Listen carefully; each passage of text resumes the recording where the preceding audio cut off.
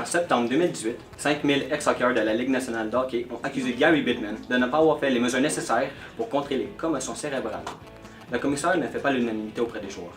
La décision de ne pas mettre en place un protocole plus avancé a créé une bombe médiatique.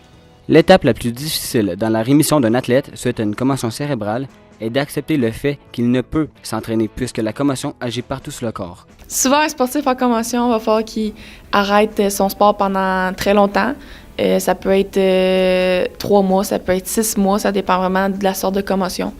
Mais c'est vraiment ça qui est difficile, c'est d'accepter le fait que pour se rétablir, il faut que tu arrêtes complètement le sport. Chez les jeunes, une gestion saine des commotions cérébrales est d'autant plus importante.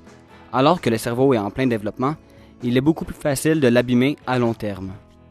Bien, en fait, moi, comme je couvre la Ligue de hockey Média 3 du Québec, je suis plutôt avec des jeunes principalement entre 15 et 17 ans, très rarement 18 ans, mais ça arrive. À ce moment-là, donc, c'est la fin de l'adolescence.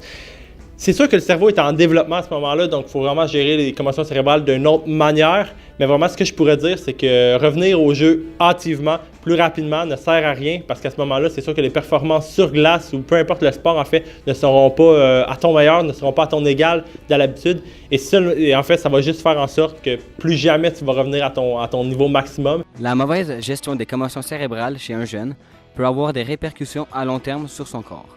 Alors que son cerveau est en plein développement, un contact au cerveau peut être très nuisible et ce, à long terme.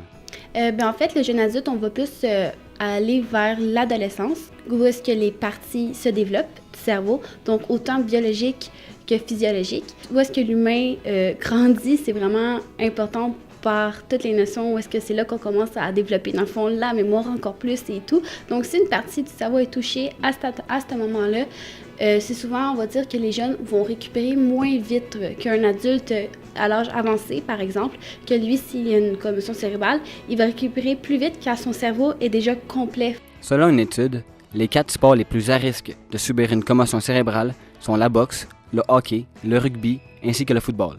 Dans les faits, le sujet des commotions cérébrales est très au sérieux pour la santé des athlètes. Malheureusement, il n'y a pas beaucoup de services qui sont offerts par le gouvernement en ce qui concerne les blessures sportives. William Leblanc, Cégep de la Naudière, à Terrebonne.